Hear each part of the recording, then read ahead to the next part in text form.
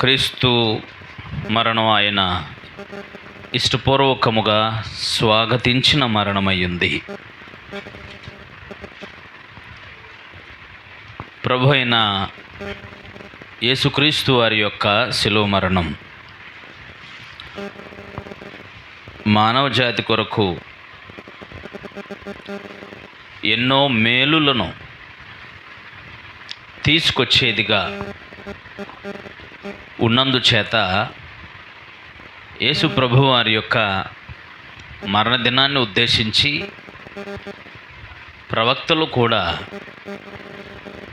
ప్రవచనాలలో యేసు ప్రభు వారి యొక్క మరణాన్ని గురించి చాలా చక్కగా ఇది యెహోవా ఏర్పాటు చేసిన దినం, దీని యందు మనమందరము ఉత్సహించి సంతోషించదము అని ప్రవక్తలు అద్భుతమైన గీతం పాడారు. మానవ జాతికి అంతటికీ మలిన వస్త్రాలు తీసివేసి పరిశుద్ధమైన అలంకరణతో కూడినటువంటి వస్త్రాలను, రక్షణ వస్త్రాలను ధరింపజేసే సమస్త కార్యక్రమాలన్నీ కూడా యేసు ప్రభు వారి యొక్క మరణంతోనే గుప్తం చేయబడి ఉన్నాయి. అందువలన యేసుక్రీస్తు వారి యొక్క మరణం వలన మానవాళికి జరగబోయేటువంటి మేలు ఏమిటో యేసు ప్రభు వారికి చాలా స్పష్టంగా తెలుసు. ఆయన మరణం మానవ జాతికి చేయబోయే మేలంతటినీ దృష్టిలో పెట్టుకొని ఆయన ఆ మరణాన్ని ఇష్టపూర్వకంగా స్వాగతించాడు. మానవాళి పాప పరిహారార్థం నిమిత్తమై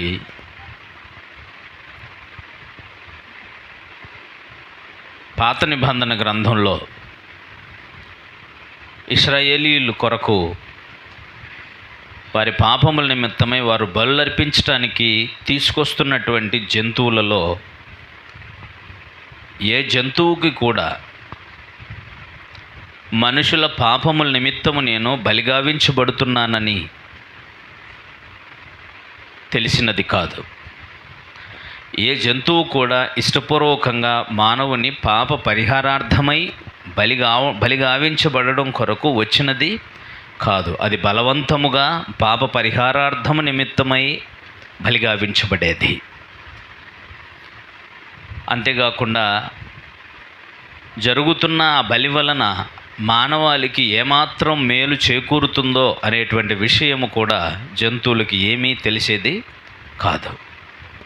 కానీ యేసు ప్రభువారి యొక్క శిలువ మరణం వలన మానవ జాతికి ఎంత మేలు జరుగుతుందో అనే దాన్ని సమస్తము ఎరిగినటువంటి వాడు యేసు ప్రభువారు. అందువలన యేసు ప్రభువారి యొక్క మరణము ఇష్టపూర్వకమైంది. ఎవరో బలవంతంగా ఆయనని చంపలేదు.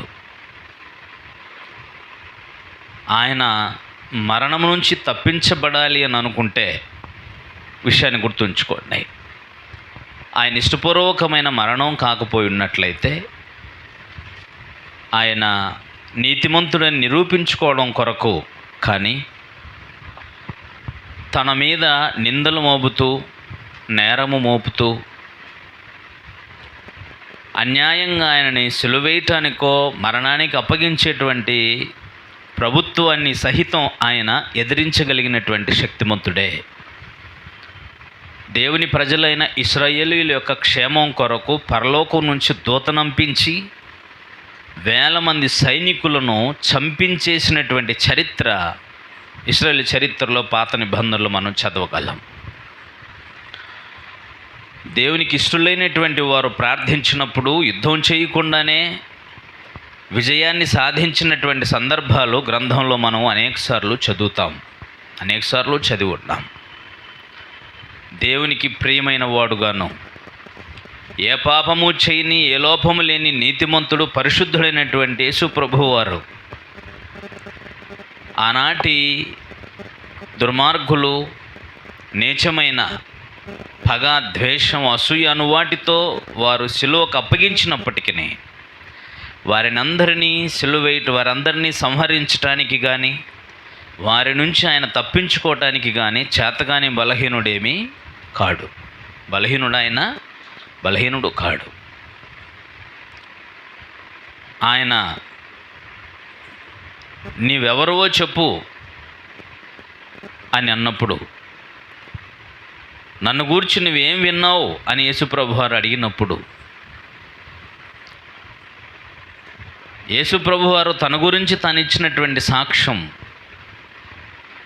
నువ్వేమనుకుంటున్నావో నేను అదే అన్నాడు. ఎందుకంటే పిలాతు నోటి నుంచి నువ్వు రాజువా అని అడిగాడు. అవును, నేను రాజునే అన్నాడు. నీకు రాజ్యం ఉందా? ఉంది, కానీ నా రాజ్యం లోక సంబంధమైంది కాదు అన్నాడు. నేను సత్యమును గూర్చి సాక్ష్యం ఇవ్వడానికి పుట్టిన వాడిని. యేసుప్రభు వారి యొక్క మాటలలో సత్యం ఉంది, నిజం ఉంది, నిజాయితీ ఉంది, ధైర్యం ఉంది, న్యాయం ఉంది. ఆయన మాటలను బట్టి పిలాతు ఆయన దోషి అని తేల్చలేకపోయాడు. అంటే యేసుప్రభు వారు మరణం నుంచి తన్ను తాను తప్పించుకోగలిగిన శక్తి గలవాడు అనేటువంటి విషయం స్పష్టంగానే తెలుస్తుంది కదా. సముద్రం మీద నడవగలిగిన శక్తి కలిగిన వాడు, మాట మాత్రము సెలవు చేత సమాధిలో ఉన్నటువంటి లాజరును బ్రతికించినటువంటి శక్తిమంతుడు, మానవ జాతి ముందు తాను దోషి అయినట్టు, నేరస్తుడైనట్టు చేతులు కట్టుకొని వారు కొడుతున్న పిడిగుద్దులకి గడ్డం పెరికేస్తుంటే దానికి బదులివ్వక, ముసుగు వేసి కొడుతుంటే వారి మీద పగ పెంచుకోక, బెదిరించక,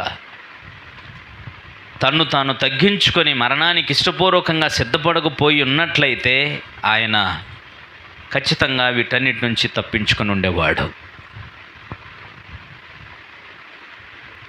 గెత్సెమని తోటలో ప్రభువును పట్టుకొనుటకు వచ్చిన వారిని చూచి తన దగ్గరున్న కత్తితో పిలాతు ప్రధాన యాజకుడైన దాసుడైన వానిని, మల్కు అనే వానిని చెవిని తెగ నరికాడు.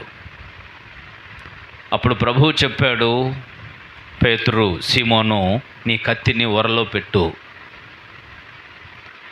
నేను ప్రార్థన చేస్తే, నేను అడిగితే నా తండ్రి 12 వ్యూహముల సైన్యమును నా కొరకు పంపిస్తాడు అన్నాడు. ఒక వ్యూహానికి 6,000 మంది సైన్యం. 12 వ్యూహాలంటే 12,500 72,000 మంది దూతలు వచ్చి నా కోసం పని చేయగలరయ్యా అన్నాడు. ఇంతటి మహాశక్తివంతుడైనటువంటి యేసుప్రభు వారు మానవుల ముందు చేతులు కట్టుకొని కూర్చోటానికి, దెబ్బలు తినడానికి, అవమానించబడటానికి, సెలవునెక్కటానికి, క్రూరమైన మరణం పొందటానికి అది ఆయన ఇష్టము లేకపోతే ఆయన ఏమైనా చేసి ఉండేవాడన్న సంగతి ఆలోచిస్తే అర్థమవుతుంది కదా. అందుకనే పూర్వము జరిగినటువంటి కార్యక్రమాలన్నింటికంటే కూడా యేసుప్రభు వారి యొక్క శిలువ మరణం చాలా ప్రత్యేకమైనదిగా కనిపిస్తుంది. ఆయన భూమి మీదకు ఎందుకు వచ్చాడు అనే విషయం గురించి మాట్లాడినప్పుడు ఆయన చెప్పాడు, అనేకుల విమోచన క్రయధనము కొరకు మనుష్య కుమారుడు తన ప్రాణమిచ్చుటకు వచ్చాను. నేను చనిపోవడానికే వచ్చాను, విమోచన క్రయధనముగా నా ప్రాణమిచ్చుటకే నేను వచ్చాను అని చెప్పాడు యేసుప్రభు వారు. పాప పరిహారార్థమునకై తన ప్రాణమిచ్చి మానవ జాతిని మోచించడానికి వచ్చానండి యేసుప్రభు వారు. ఆయన మాటల్లో ఎంత త్యాగం ఉందో చూడండి. ఆయన వచ్చింది చనిపోవడానికే. చనిపోవడానికి వచ్చినటువంటి ఆయన దైవత్వపు యొక్క శక్తిని బట్టి ఆయన అక్షయమైనటువంటి శరీరాన్ని ధరించుకోలేదు. ఆయన శరీరాన్ని ధరించుకున్నటువంటి విధానమును గురించి మాట్లాడుతూ హెబ్రీ గ్రంథకర్త ఆయన దేవదూతల స్వభావమును ధరించుకొనక అబ్రహాము సంతాన స్వభావమును ధరించుకున్నాడు అని చదువుతాం 2వ అధ్యాయంలో. అంటే మానవుల యొక్క స్వభావాన్ని ధరించుకున్నాడు, పరిపూర్ణమైనటువంటి మానవుడుగా వచ్చాడు అనేటువంటి విషయాన్ని మనం అక్కడ గ్రహించవలసినటువంటి అవసరం ఉంది. 16వ వచనం, 2వ అధ్యాయం 16వ వచనంలో, ఏలయనగా ఆయన ఎంత మాత్రమును దేవదూతల స్వభావమును ధరించుకొనక అబ్రహాము సంతాన స్వభావమును ధరించుకొని ఉన్నాడు అన్న చూడండి. మానవుని స్వభావాన్ని, మానవుని శరీరాన్ని ధరించుకొని వచ్చాడు. దైవత్వపు శక్తితో భూమి మీదకి రాలేదు ఆయన. తాను దేవుడునని రుజువు చేసుకోవటానికి రాలేదు యేసుప్రభు వారు భూమి మీదకి శరీరధారిగా. తన మాటల్లో మనిషి కుమారుడని, దేవుని కుమారుడని మాటిమాటికి నొక్కి చెప్పడం వెనకాల యేసుప్రభు వారు నేను పరిపూర్ణంగా మానవ స్వభావంతోనే వచ్చాను అని రుజువు చేశాడు. వాస్తవానికి ఆయన మానవుడు కాడు.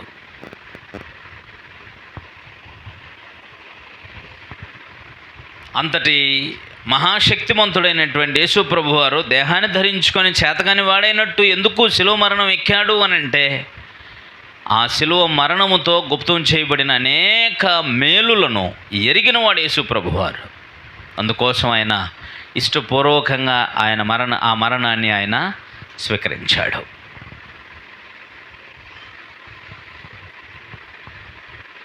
ఆ మరణాన్ని గురించి ఆయన వర్ణించేటప్పుడు ఇలా వ్రాయబడింది.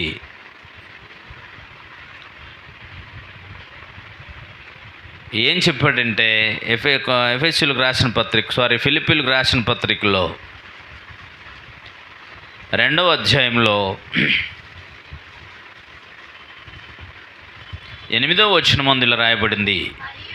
మరియు ఆయనంటే యేసు ప్రభువారు ఆకారమందు మనుషుడుగా కనబడి మరణము పొందునంతగా, అనగా శిలువ మరణము పొందునంతగా విధేయత చూపిన వాడై తన్ను తాను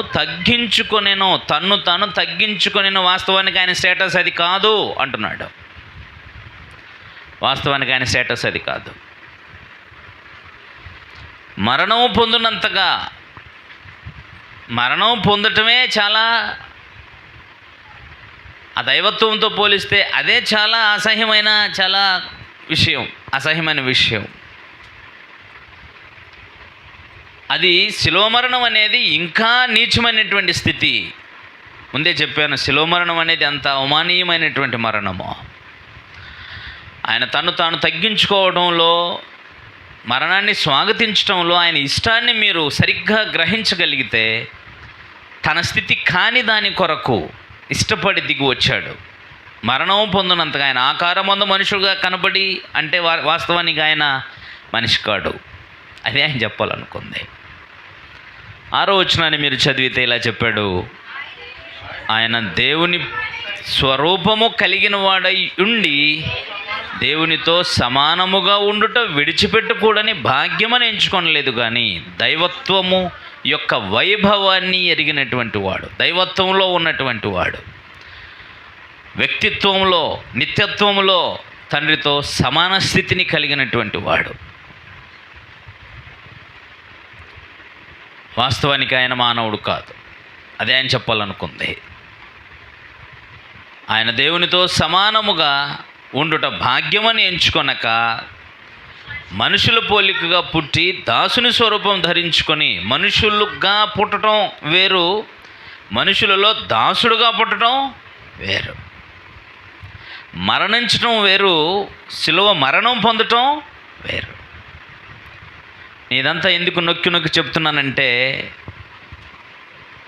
ఎంత దీన స్థితి ఉందో, ఎంత తగ్గింపు స్థితి ఉందో, ఎంత నీచమైన స్థితి ఉందో ఆ స్థితికి దిగి వచ్చాడు. దేని కొరకు? మరణం పొందుట కొరకు. ఎవరి కొరకు? మానవ జాతి కొరకు, నా కొరకు, నీ కొరకు ఇష్టపూర్వకంగా స్వాగతించినటువంటి మరణం అది.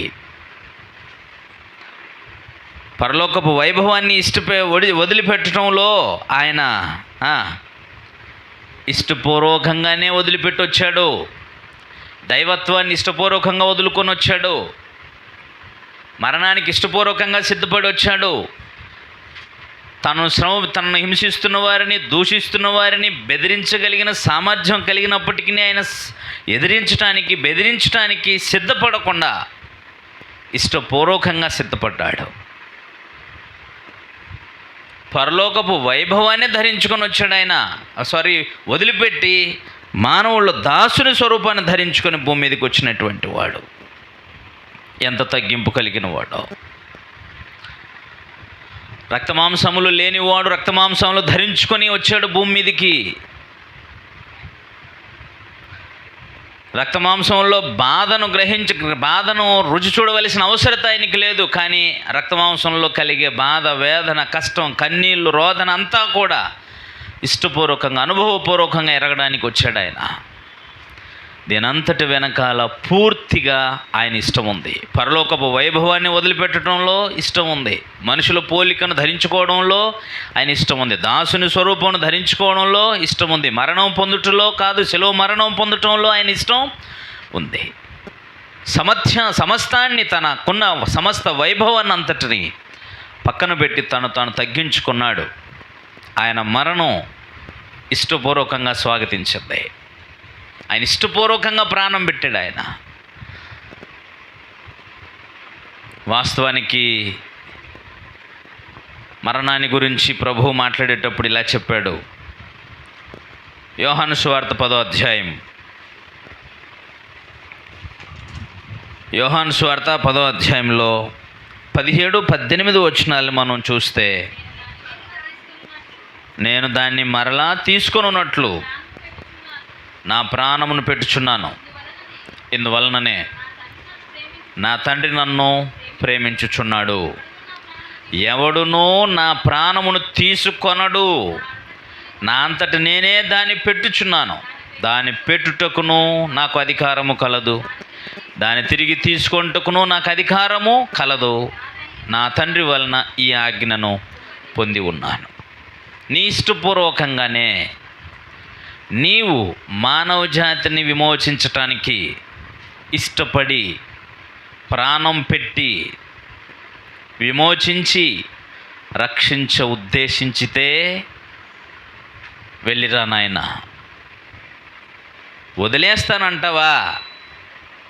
బలవంతంగా నిన్ను పంపించేది లేదు భూలోకానికి. అక్కడున్నటువంటి కార్యక్రమాలు అంత గొప్పవే. యేసుప్రభు వారిని పరలోకమందున్న తండ్రి అయిన దేవుడు బలవంతముగా భూమి మీదకి పంపలేదు. తన్ను తానే రిక్తునిగా చేసుకునే మాట మీరు విడిచిపెట్టొద్దు. తన్ను తానే అంటే తనకు తానుగా పరలోకపు వైభవాన్ని విడిచిపెట్టుటకు ఇష్టపడ్డాడు. తనకు తానుగా దాసుని స్వరూపమును ధరించుకొని బ్రతకడానికి ఇష్టపడి వచ్చాడు. తనకు తానుగా శిలువ మరణం పొందడానికి ఇష్టపడి వచ్చాడు.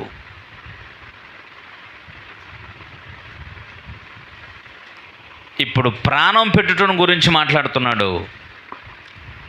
నాకు పెట్టడానికి, నా ప్రాణం పెట్టుటకు అధికారము కలదు, దాన్ని తిరిగి తీసుకొనుటకు కూడా నాకు అధికారము కలదు.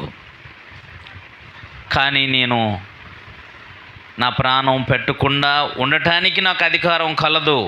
కానీ నేను దాన్ని ఉపయోగించుకోను.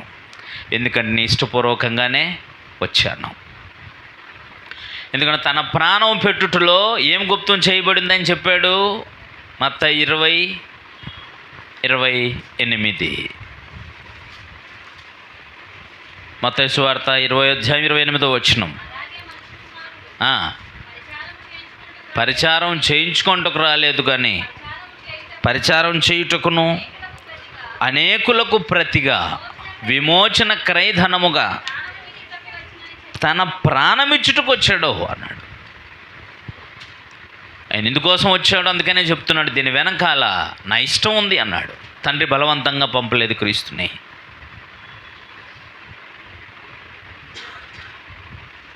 చెడిపోయే మానవ మాతృలకే ఇష్టాన్ని, స్వాతంత్రమనిచ్చినటువంటి దేవుడు ప్రభుని క్రీస్తుకు స్వాతంత్రం ఇవ్వకుండా పంపించాడా? బలవంతంగా పంపించాడా? ఈరోజు నిన్ను ఏ పని చేయమన్నా కూడా బలవంతంగా చేయించవలసి వస్తుంది. నిజమా అబద్ధమా? వినబడుతుందా? ఇక్కడే ఉన్నావా శేఖర్?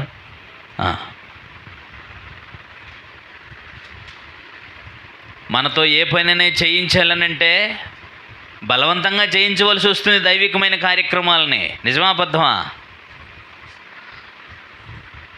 ప్రభువైన క్రీస్తు వారి గురించి కానీ మనం సరిగా అర్థం చేసుకుంటే, ఆయన యేసుప్రభు వారిని గురించి చెప్పాలనుకున్న దాని వెనకాల 5వ వచనంలో చెప్పాడు, 2:5 ఫిలిప్పీ పత్రికలో, క్రీస్తు యేసునకు కలిగిన ఈ మనస్సు మీరును. ఇది చెప్పడం కోసం యేసుప్రభు వారు ఏమి వదులుకొని వచ్చాడో ఇష్టపూర్వకంగా దాన్ని వివరించి చెప్పాడు ఆయన. క్రీస్తు యేసును కలిగిన ఈ మనసు మీరును ధరించుకోండి అంటే, యేసుక్రీస్తు ఎంత ఇష్టపూర్వకంగా తన వైభవాన్ని, అధికారాన్ని అంతటిని వదిలిపెట్టుకొని మానవ జాతి మధ్య నివసించడానికి ఎంత ఇష్టంగా వచ్చాడో, బలవంతంగా కాదు, తాను రిక్తుని ఎలా చేసుకున్నాడో మీరును ఇష్టపూర్వకంగా, బలవంతంగా కాదు, ఇష్టపూర్వకంగా ప్రభు కొరకు బ్రతకండి, చెయ్యండి. ఈ మనసును మీరు ధరించుకోండి, తగ్గించుకోండి అని చెప్తున్నాడు. ఇష్టపూర్వకంగా చేసేదే దేవుడు నిజంగా స్వీకరిస్తాడు, ఏదైనా సరే. యేసు ప్రభు వారి ఇష్టంలో లేశవంతైనా బలవంతం కనిపించి ఉన్నట్లయితే ఆయన మరణం అంగీకారము కాదు. అందుకనే బలవంతంగా ఇచ్చే ఏ కార్యక్రమం, బలవంతంగా చేసే ఏ పని దేవునికి అంగీకారం కాదు. చాలాసార్లు మనం చదువుతాం, గత భాగంలో కూడా ఆదివారం కూడా చెప్పాను, మీరు ఉపకారం చేసేటప్పుడు సనుగు కొనకుండా ఉపకారం చేయండి, ఇచ్చేటప్పుడు సనుగుకోకుండా ఇవ్వండి, వాక్యం వినేటప్పుడు సనుగుకోకుండా వినండి. ఎందుకని? మీరు సనగకుడి. ఆ రోజు ఇశ్రాయేలులు సనిగి సంహరించబడిరి అని చదివాం. సనుగు కొనుట అనేటువంటిది అంటే దీని వెనకాల ఏముందనమాట? బలవంతం అనేది. బలవంతంగా ఏ మనుషుల్ని, పాపి అయిన మనుషుని కూడా పాపం విడిచిపెట్టరారా అని చెప్పలా. బలవంతంగా చేస్తావా, చెయ్యి, నీ ఇష్టం అన్నాడు అంతే. అడ్డగించాలనుకుంటే స్టార్టింగ్లోనే అడ్డగిస్తాడు ఆయన. నా ప్రియ సోదర సోదరి మనులారా, యేసు ప్రభు వారి యొక్క మరణం ఇష్టపూర్వకమైంది. ఆయన త్యాగము, ఆయన బలి ఇష్టపూర్వకమైనది కాకపోతే బలవంతంగా ఆయన తీసుకురావడానికి ఎవడు వెళ్తాడో అని అన్నాడు. రోమీయులకు రాసిన పత్రిక 10వ అధ్యాయం. ఈరోజు నీకు అర్థం అవ్వట్లేదు దాని విలువ. యేసు ప్రభు వారు నీకోసం చేయాల్సినవెల్లా చేసేసి వెళ్ళిపోయిన తర్వాత ఆ కార్యక్రమం వెనకాల ఉన్నటువంటి త్యాగం నీకు అర్థం కావడం లేదు. ఒకవేళ ఆయన రాకపోయి ఉంటే ఏం జరిగి ఉండేది?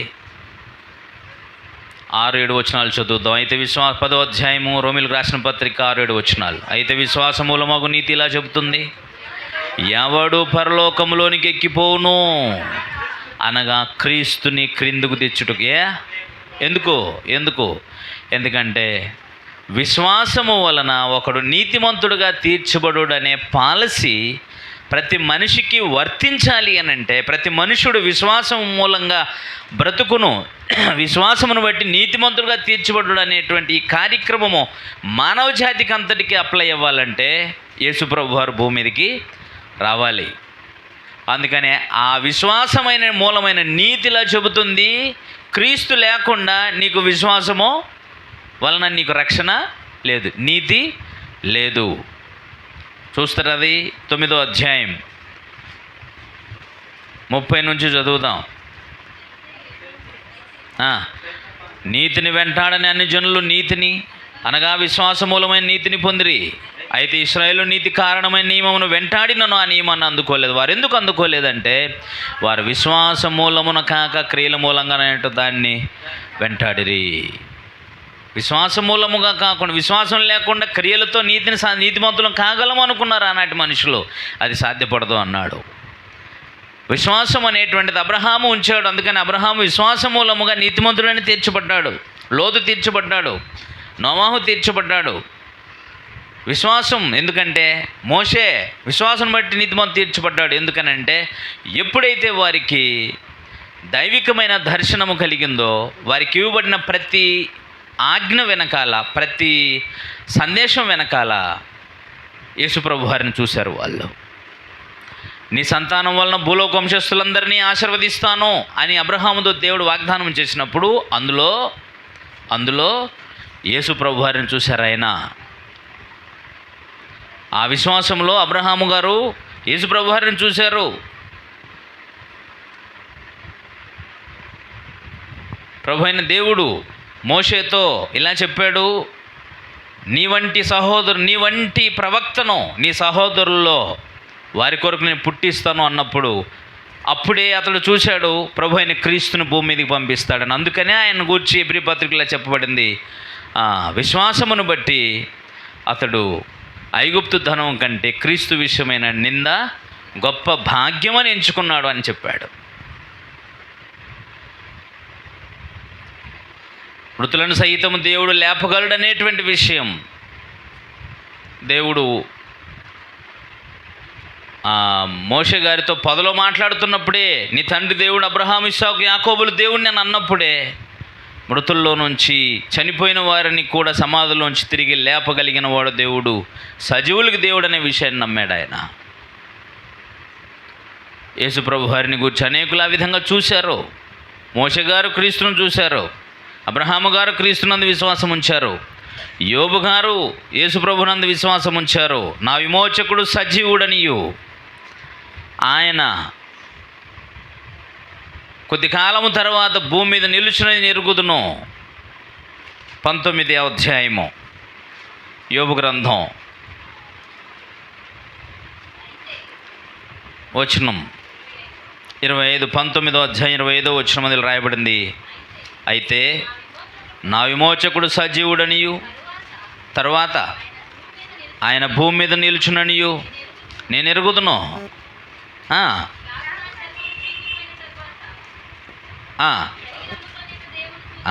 నా శరీరం చీకిపోయిన తర్వాత కూడా, శరీరం లేనివాడనై కూడా నేను ఆ దేవుని చూచేది, నా మట్టుకు నేనే చూచేదను, మరి ఎవరూ కాదు, నేనే కల్లారా ఆయన్ని చూచేది. నా విమోచకుడు సజీవుడు, చనిపోయి తిరిగి లేచినటువంటి వాడు, నిత్యం ఉండేటువంటి వాడు, ఆయన భూమి మీద నిలుస్తాడు. ఏమర్థమైందో వారికి దేవుడు వారితో మాట్లాడినప్పుడు వారి విశ్వాసముతో దేవుణ్ణి ప్రభు అయిన క్రీస్తుని చూశారు. ధర్మశాస్త్రం వారికి ఇచ్చినప్పుడు ధర్మశాస్త్రం విషయంలో కూడా, ధర్మశాస్త్రంలో కూడా వాళ్ళు ఎవరిని చూడాల్సి ఉంది? యేసు ప్రభు వారిని చూడవలసి ఉంది. ప్రవక్తల ద్వారా ప్రవచించబడుతున్నాడు ప్రభు అయిన క్రీస్తు జన్మను గురించి.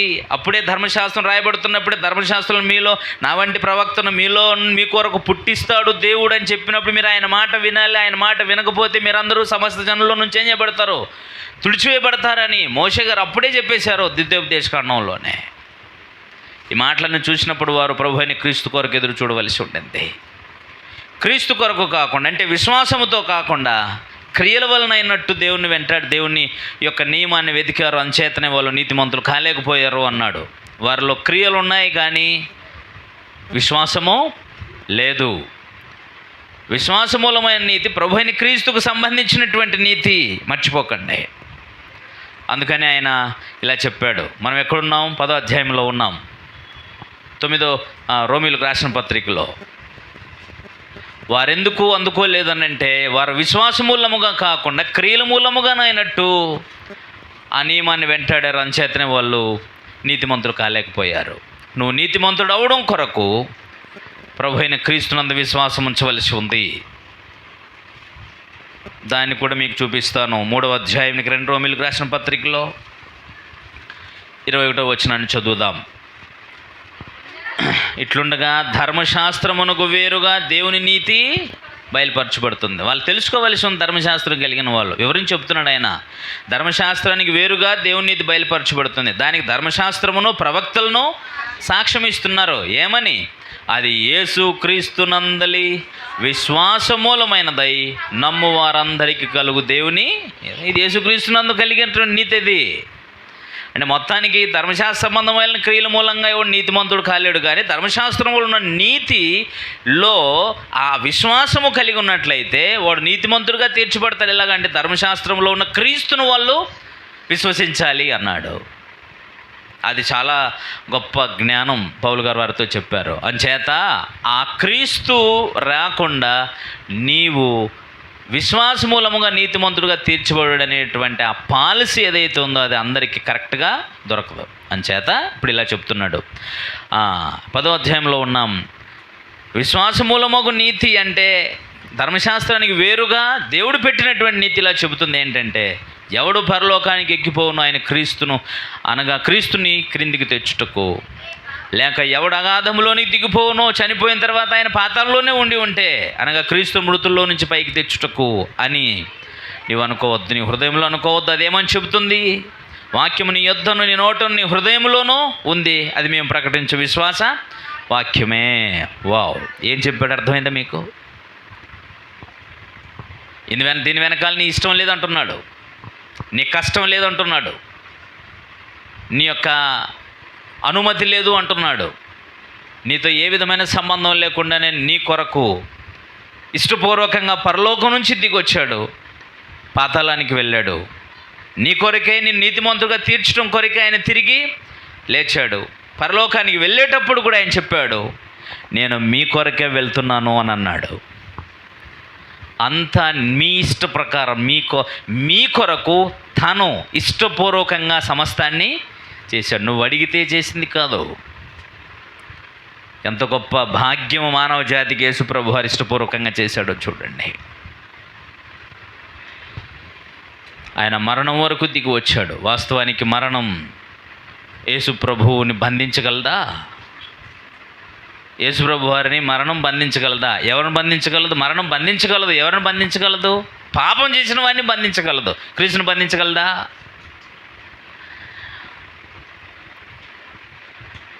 నేను ఒక విషయం చెప్తున్నాను, పరలోకం నుంచి క్రీస్తు ఇష్టపూర్వకంగానే దిగి వచ్చాడు.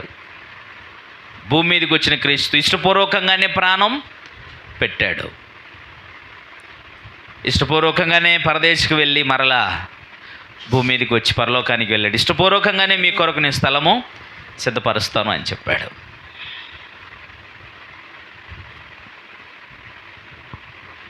భూమి మీద యేసు ప్రభు వారి యొక్క ఇష్టము అనేటువంటిది ఎంత అద్భుతంగా ఉంటుందో, మరణము ఆయన బంధించుండుట అసాధ్యం. అపోస్తుల కార్యముల గ్రంథం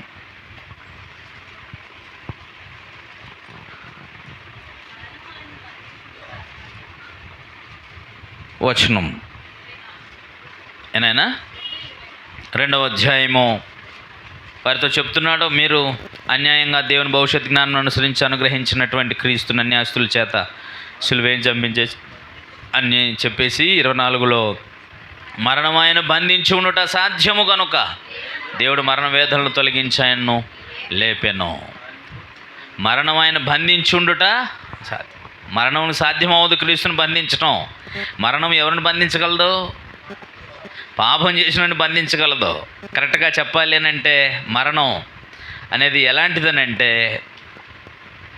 చచ్చిన వాడిని భద్రపరిచేది. ఒక వేటగాడు ఉన్నాడు అనుకోండి, వేటగాడు వెళ్తూ గురిపెట్టి పక్షినో జంతువునో కొడితే దాన్ని భద్రం చేసుకోవడం కోసం సహాయకుడిని ఎంట తీసుకుని వెళ్తాడే పనివాడిని వెనకాల. వాడు ఏం చేస్తాడు? జోలు పట్టుకొని వెంట వెళ్తూ ఉంటాడు. వీడు గురిపెట్టి వేటగాడు గురిపెట్టి కొడతాడు, అది పడిపోద్ది. పడిపోయిన వెంటనే వీడు వెనక నుంచి పోయి ఏం చేస్తాడు? దాన్ని తీసుకెళ్ళి బుట్టలో వేసుకొని భద్రపరుస్తాడు. మరణం అలాంటిది. మరణం తనకు తానుగా ఏది చేసేది కాదు. మరణం ఏం చేస్తుందంటే పాపం చేసిన వాడిని బంధిస్తుంది. అసలు వేటగాడు ఎవరు? సాధనం. అపవాది వేటగాడు. దేవుని ప్రజలను వేటాడి పాపంలో పడేస్తే, పాపంలో పడ్డాడు అని అంటే వానికి ఏమొస్తుంది? మరణం వస్తుంది. కాబట్టి అలాగా మరణం అనే దాంతో మరణం అనేది పాపం చేసిన వాడిని ఏం చేస్తుంది? బంధిస్తుంది. ప్రభువైన క్రీస్తుని మరణం బంధించునుట అసాధ్యం. మరణం యొక్క పెత్తనం లేదు యేసుప్రభు వారి మీద. కాబట్టి మరణం అనేది ఆయన ఇష్టపూర్వకంగా స్వీకరించిందే తప్ప మరణము యొక్క ఏలుబడి కింద చచ్చినోడు కాదు యేసుప్రభు వారు. అది మీరు గ్రహించాల్సి వస్తాయి. పాపం చేసిన వాని మీద మరణం ఏలుబడి చేస్తుంది, అధికారం చేస్తుంది. అంతేగాని పాపం చేయని వాని మీద మరణం ఏలుబడి. అందుకని నీతిమంతుడైన వాడు మరణానికి భయపడకూడదని ఎందుకంత ఖచ్చితంగా చాలాసార్లు చెప్తాను నేను. ఎందుకనంటే నేర్చుకున్నటువంటి సత్యం, నీతిమంతుడైనటువంటి వాడు, పరిశుద్ధుడైన వాడు మరణానికి భయపడుతున్నాడనంటే నువ్వు నీతిమంతుడివి కాదు. నీతిమంతునికి మరణ భయం ఉండదు. నీతిమంతునికి మరణ భయం ఉండదు. మరణ భయం ఉందేనంటే నువ్వు నీతిమంతుడివి కాదని అర్థం. పాపం చేసిన వాడికి మరణ భయం ఉంటుంది. అది ప్రభు అయిన క్రీస్తు వారు విమోచించారు కదా. మరణం యొక్క బలము గలవాని అనగా అపవాదిని మరణం ద్వారా నశింపజేయుటకును జీవిత కాలమంతయు మరణ భయము చేత దాస్యమునకు లోబడిన వారిని విడిపించుటకు ఆయన రక్తమాంసంలో ఆయన విశ్వసించినటువంటి నీకెందుకు మరణ భయం? నా ప్రియ సోదర సోదరీమణులారా, యేసు ప్రభు వారి ఇష్టపూర్వకమైనటువంటి మరణం వెనకాల ఎంత ఉందో, ఎంత చరిత్ర ఉందో చూడు. ఇష్టపూర్వకంగా ఆయన మరణించాడు కనుకనే మరణం ఆయన్ని బంధించడం సాధ్యం కాదు. పాత నిబంధన చరిత్రలో ఒక విషయం ఉంది. ఇక్కడ ఇంకొక విషయాన్ని కూడా మీకు జ్ఞాపకం చేస్తాను. యేసు ప్రభు వారి పాపం చేయలేదు కాబట్టి మరణం ఆయన మీద పెత్తనం చేయజాలదు. 3వ అధ్యాయం 15వ వచనం కూడా చదివితే ఆయన ఇలా చెప్పాడు యేసు ప్రభు వారిని గురించి. మీరు 3వ అధ్యాయం అపోస్తుల కార్యములు 15 మీరు జీవాధిపతిని చంపితిరి కానీ దేవుడు ఆయన మృతుల్లో నుంచి లేపినందుకు మేము ఎవరిని చంపారటిల్లో? యేసు ప్రభు వారు ఎవరు? జీవమునకు అధిపతి. ఇక్కడ ఒక విషయం మీకు తెలియాలి.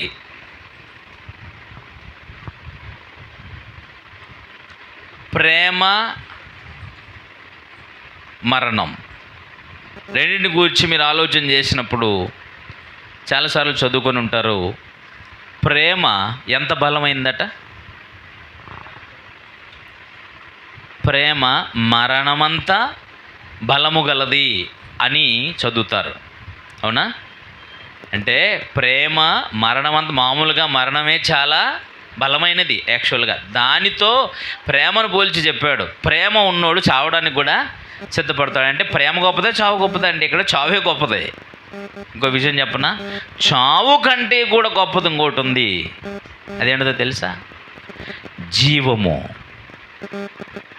అర్థమైందా? చావు కంటే కూడా ఉత్తమమైనది, శ్రేష్టమైనది ఏమిటంటే జీవము. జీవము అనేది మరణము దూరం చేసేది, మరణం దూరం చేసేది, నిత్యం జీవింపజేసేది జీవం అంటే. మరణము క్లోజ్ చేసేది. అసలు జీవానికి మరణానికి అసలు చాలా దూరం. మరణం కంటే గొప్పది జీవం. ఇంకా చెప్పాలనంటే మరణము, ప్రేమ అనే వాటికంటే వీటన్నిటికీ మించినది ఏమిటనంటే జీవం. జీవం. అంత మహాశక్తిమంతుడు ఎవరు? జీవాధిపతి. జీవానికి అధిపతి ఎవరు? ఇక్కడ మీరు సిలువేసామనుకుంటున్నారే, చంపేసామనుకుంటున్నారే, దుష్టులు తెచ్చి సిలువేసి చంపించామనుకుంటున్నారు, పని అయిపోయింది అనుకుంటున్నారా? మీరు కాదు, మీరు జీవాధిపతిని చంపితరే. వాస్తవానికి ఆయన ఎవరు? జీవమునకు అధిపతి, మీ జీవానికి మూలమైన వాడు అన్నాడు. జీవాధిపతి యేసు ప్రభువారు. జీవాధిపతి కనుకనే మరణం ఆయన ఏమీ చేయలేకపోయింది. మరి చచ్చిపోయాడే. అందుకనే మరణానికి ఆయన ఇష్టపూర్వకంగా దిగి వచ్చాడు.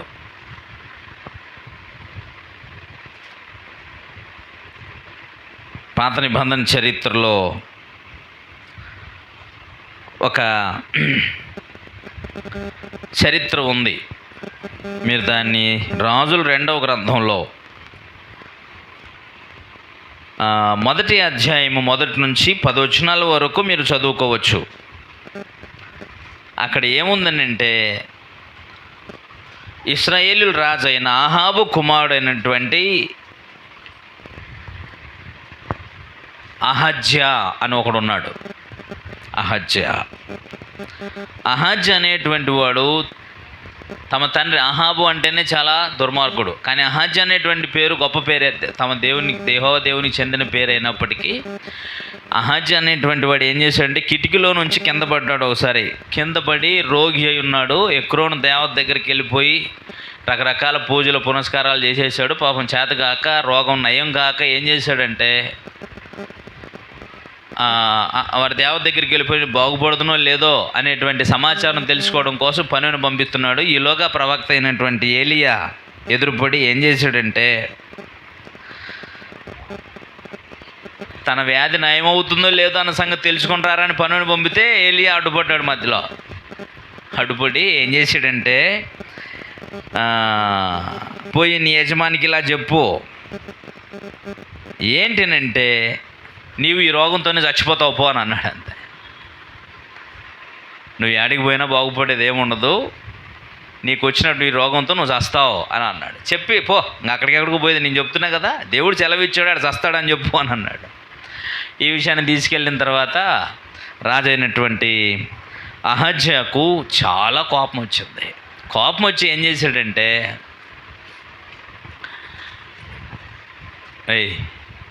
నన్ను గురించి ఇంత చెడ్డగా చెప్తాడా, ఆ ప్రవక్త అన్నాడు పట్టుకురంటారా అని చెప్పేసి తన దగ్గర ఉన్న 50 మంది సైనికుల్ని, 50 మంది మనుషుల్ని, బలవంతులను పంపిస్తాడు. వాళ్ళు వచ్చి ఏం చెబుతారంటే, దైవజనుడా నీవు దిగి రావాలనని రాజు ఆజ్ఞాపిస్తున్నాడు అని అంటున్నాడు. ఏం చేయాలంటే ప్రవక్త ఏలియా ఏం చేయాలంటే, ఇప్పుడు నువ్వు ఇక్కడ నుంచి దిగేసిరా. ఎక్కడికి రావాలా? రాజైన అహాజ్యా దగ్గరికి వెళ్ళాలి. ఇప్పుడు 50 మంది వచ్చారు, నువ్వు రాకపోతే మరి మేము పట్టుకెళ్తాం, నువ్వు మర్యాదగా వస్తావా, మేము తీసుకెళ్ళాలా, అది సంగతి. ఎక్కడ అర్థమవుతుందా? నీకై నువ్వు ఇష్టపూర్వకంగా వస్తావా, లేకపోతే మేము నిన్ను బలవంతంగా తీసుకెళ్ళాలా అని అడిగారు. ఓ, మీరు దైవజనుడాన్ని కదా పిలిచారు. అప్పుడు ఆయన అన్నాడు, నీ దైవజనుడిని అయితే ఆకాశం నుండి అగ్ని దిగి వచ్చి నిన్నును నీ 50 మంది సైనికుల్ని దహించునుగాక అని ఆజ్ఞాపించాడు. అంతే, వెంటనే అగ్ని ఆకాశం నుండి దిగి వారిని దహించేసింది. ఇదంతా మీరు మొదటి అధ్యాయంలో ఉంటే, రాజుల మొదటి గ్రంథంలో. వాళ్ళు తిరిగి రాలా. రాజుకు అర్థం కాక మళ్ళీ 50 మందిని ఇచ్చి పంపించాడు. వాడు వచ్చి అలాగే చెప్పాడు, దైవజనుడా నువ్వు దిగి రావాలని మా రాజు ఆజ్ఞాపిస్తున్నాడు. నేను దైవజనుడిని అయితే ఆకాశం అగ్ని దిగి వచ్చిన దహించుగాక మళ్ళీ చెప్పాడు. మళ్ళీ 50 మంది కాలిపోయారు. విషయం అర్థమైపోయిందా?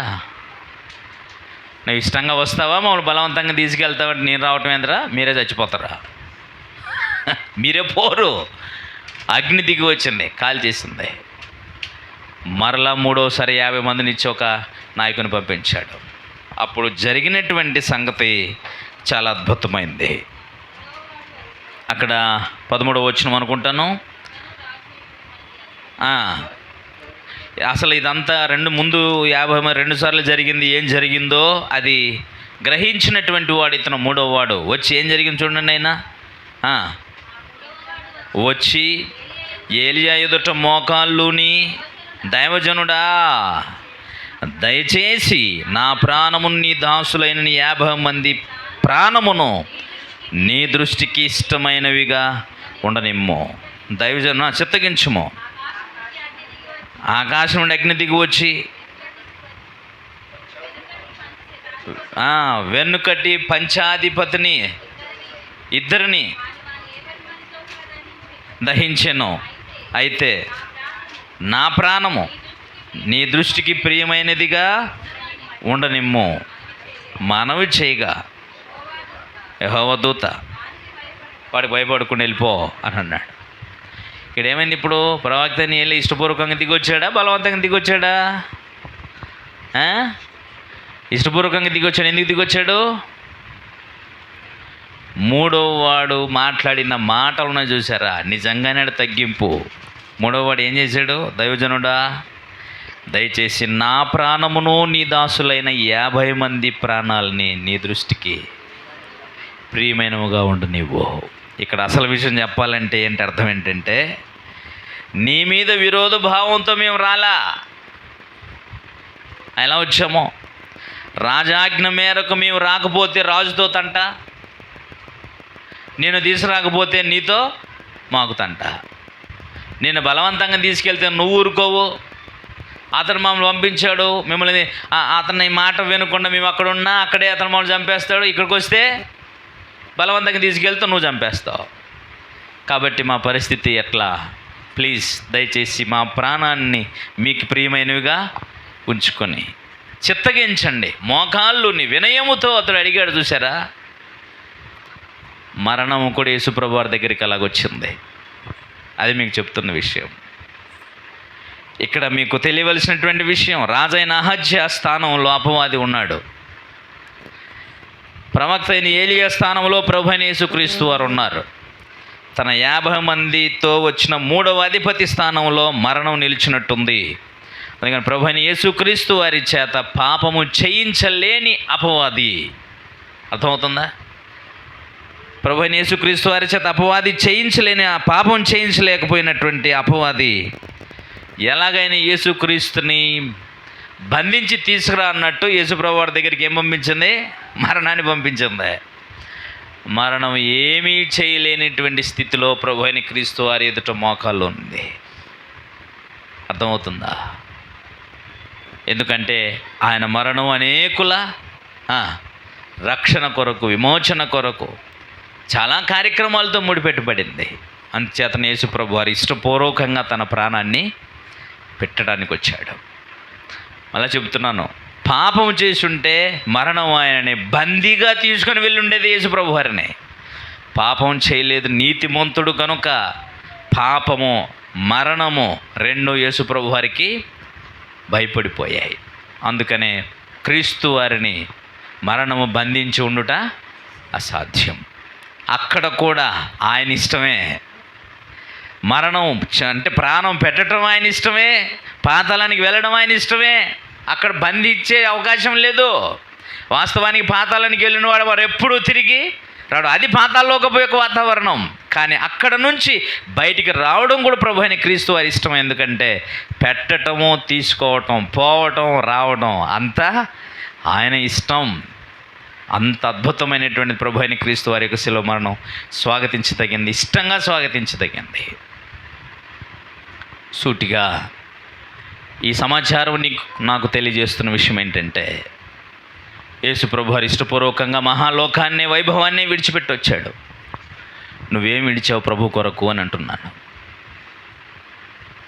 చావటానికే నీ కొరకు ఇష్టపూర్వకంగా తనకున్న వైభవాన్ని అంతటిని విడిచిపెట్టి దీనుడు, దాసుడైపోయాడు యేసు ప్రభు వారు నీ కొరకు. నువ్వేం తగ్గించుకున్నావు? ఎన్నిసార్లు వినలేదు క్రీస్తు యేసును కలిగిన మనసు మీరును ధరించుకోండి అని.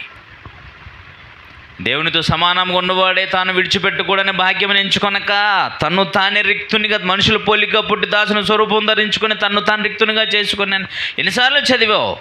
ఆ మాట చదవటం వెనకాల ఉద్దేశం ఏంటి? క్రీస్తు యేసును కలిగిన మనసు నీవును, నీకున్న ఎంత పెద్ద వైభవం అన్నా సరే, నీకున్న అంతస్తు ఎంత గొప్పదైనా సరే, నీకున్న ఉద్యోగం ఎంత గొప్పదైనా సరే, వాటన్నిటినీ, నీ రక్త సంబంధాన్ని, ఆయన అయితే నిత్యమైన ఆత్మబంధాన్ని వదులుకొని వచ్చాడు భూమి మీదకి నీ కోసం శ్రమ అనుభవించడానికి, మరణించడానికి. మరి నువ్వేం వదులుకుంటున్నావు అని క్రీస్తు ప్రభు వారి ఇష్టపూర్వకమైన మరణము నిన్ను సూటిగా ప్రశ్నిస్తుంది. నీ దగ్గర ఉన్న సమాధానం ఏంటో ఆలోచించు. ఇష్టపూర్వకమైనటువంటి మరణం, ఆయన ఇష్టపూర్వకంగా స్వాగతించినటువంటి మరణం. ఆయన ఎవరు చంపలేదు, ఎవరి మీద నిందలు వేయాల్సిన అవసరం అంతకన్నా లేదు. క్రైస్తవుడు ఇష్టపూర్వకంగా చేస్తాడు. వారు తామిచ్చిన సాక్ష్యమును బట్టి, ప్రభు అయిన క్రీస్తు యొక్క రక్తమును గూర్చి, దేవుని వాక్యమును గూర్చి తామిచ్చిన సాక్ష్యమును బట్టి తాము ప్రాణాలను ఇచ్చారు, కానీ ప్రాణాలని ప్రేమించిన వారు కారు. క్రీస్తుని ధరించిన వారు అందరూ ఇష్టపూర్వకంగా ప్రాణం పెట్టారు. ఎందుకో తెలుసా? ఎందుకే మా ప్రభు ఇష్టపూర్వకంగా చనిపోయాడు మా కొరకు. మా ప్రభు నిమిత్తం ఇష్టపూర్వకంగా దేనికైనా సిద్ధపడతాం. మన ఇష్టాలు చావకపోతే మనం ప్రభువును ధరించుకున్న వారమే కాము. మన కోరికలు చావకపోతే మనము హృదయపూర్వకంగా ప్రభువుని ప్రేమించిన వారము కాము. మీరు అన్నిటినీ త్యాగం చేయవలసిందే ప్రభు కొరకు. బలవంతం కాదు. ప్రభు యొక్క త్యాగం నీకు అర్థమైతే, ప్రభు యొక్క త్యాగం నీకు అర్థమైతే నువ్వు దేన్నైనా విడిచిపెట్టగలవు. ప్రభువు మీద నమ్మకం ఉంచితే నువ్వు దేన్నైనా సాధించగలవు, దేన్నైనా సాధించగలవు. ఆలోచించండి. కనుక క్రీస్తు ప్రభు వారి యొక్క మరణం ఇష్టపూర్వకంగా స్వాగతించింది. మరణం ఆయన బంధించకపోవడానికి కారణం మరణము కూడా ఆయనదే. ఆయన వశంలోనే ఉంది. మనమందరము మరణం వశంలో ఉన్నాం. అది ఎప్పుడు వచ్చినా మాకు తెలియదు అన్నట్టుగా ఉంది మన పరిస్థితి. కానీ మరణము కూడా క్రీస్తునందున్న వాడి వశంలో ఉంటుంది. తెలుసా మీకు? చివరి మాట చదివేయండి.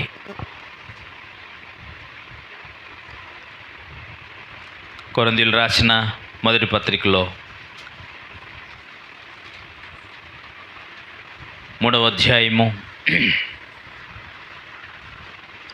21వ వచనం నుంచి 23 వరకు మీరు చదివితే ఎంత అద్భుతమైన వాక్యం మాటలు చెప్పాడు చూడండి అపోస్తలుడు. కాబట్టి ఎవడును మనుషులను అతిశయించకూడదు, సమస్తము మీవి. ఏ మనుషుని బట్టి అతిశయించకండి. క్రీస్తునందు సమస్తం మీకు అనుగ్రహించబడి ఉన్నాయి. నేను పలానా పౌలు గారి మనిషిని, నేను అపోల్లో గారి మనిషిని, నేను పేతురు గారి మనిషిని, నేను క్రీస్తు వారి మనిషిని అని మనుషులను బట్టి అతిశయపడకండి. అసలు మీరెవరో సమస్తము మీవి. మొత్తం ఎంత పెద్ద ఆలోచన చెప్పండి. మేము ఫలానా వారిమండి, మేము ఫలానా మనుషులమండి, మేము ఫలానా వ్యక్తుల మనుషులమండి అని చెప్పారనంటే నీ మైండ్ చాలా చిన్నది. ఆయన అంటున్నాడు సమస్తము మీవి. ఆ క్రమంలో ఆయన ఏమేమి చేర్చి చెప్పాడో చూడండి. పౌలు అయినను, అపోల్లో అయినను, కేఫా అయినను, లోకమైనను, జీవమైనను, మరణమైనను, ప్రస్తుతం అందున్నవి అయినను, రాబోవునవైనను సమస్తం. ఏది మరణం కూడా మీదేనా? మీదే. మరణానికి భయపడాల్సిన అవసరం. అందుకని మరణం కూడా మీదే. జీవం ఎవరిది? క్రీస్తునందు నీకు జీవం అనుకునేది అది నీదే. జీవము నీదైనప్పుడు, జీవాధిపతి నువ్వు కలిగి ఉన్నప్పుడు మరణం ఎందుకే? మరణానికి ఎందుకు భయపడతావు? మరణము నీదే. జీవం అంటే ఇష్టమా నీకు? కష్టమా? జీవం యొక్క ఉనికి నీకు తెలుసా? జీవం యొక్క ఔన్నత్యం నీకు తెలుసా? జీవము నీకు ఇష్టమైతే మరణం కూడా అంతే స్థానంలో, అంతే ఎత్తున నువ్వు దాన్ని ఇష్టపడతావు. కాబట్టి అది నీకు భయం తీసుకొచ్చేది కాదు, అది నీ బానిస అన్నాడు. అంతే. మరణం నీ యొక్క బానిస. నిన్ను దేవుని ఎదుగు తీసుకెళ్ళటానికి ఏర్పాటు చేయబడిన మార్గం ఇప్పుడు నీకు అదే. కానీ ఒకప్పుడు అది మరణ మార్గం నీకు అది, భయముతో కూడిన మార్గం. మరణము నీదే, జీవము నీదే, సమస్తము నీదే. మీరు క్రీస్తు వారు, క్రీస్తు దేవునివాడు. మీరు క్రీస్తు వారు, క్రీస్తు దేవునివాడు. ఇంకెక్కడుంది మీకు? మిమ్మల్ని వేరు చేసింది ఎక్కడ చెప్పు? నువ్వు భయపడడానికి ఏముంది చెప్పు? నీవు ఇష్టపూర్వకంగా ప్రభువుని ప్రేమిస్తే ఇలా ఉంటుంది. ఎంత అద్భుతమైనటువంటి జీవితమో చూడు. నువ్వు కష్టంగానో, సనుగుతూనో, బలవంతంగానో దేవుని సేవలో కానీ, దేవుని ఆరాధించడంలో కానీ, దేవుని పనిలో కానీ నువ్వు కొనసాగుతూ ఉన్నట్లయితే దానివల్ల నీకు దమ్మిడి ఉపయోగం లేదు, ప్రయోజనమే లేదు. క్రీస్తు ప్రభు వారి యొక్క శిలువ మరణం ఇష్టపూర్వకమైనదిగా, నీకోసం ఎన్నో మేలు చేసేదిగా ఉంది అని ఎరిగిన వాడై ఆయన నీ కొరకు ఇష్టపూర్వకంగా దిగొచ్చాడు. ఈరోజు నువ్వు చేస్తుంది ఇతరుల కొరకు కాదు, నీ కొరకే. ఆయన ఇతరుల కొరకు ఇష్టపూర్వకంగా చావడానికి వచ్చాడు. కానీ నీ కొరకు నీవే ఇష్టపూర్వకంగా ప్రభువుని ప్రేమించాలి. ఇతరుల కొరకు అనేది సెకండరీ, అది తర్వాత స్టెప్. ముందు ఈ స్టెప్ని తీసుకో. ఆలోచించండి. అర్థమైందా? వ్యర్థమైందా? ప్రార్థన చేసుకుందాం.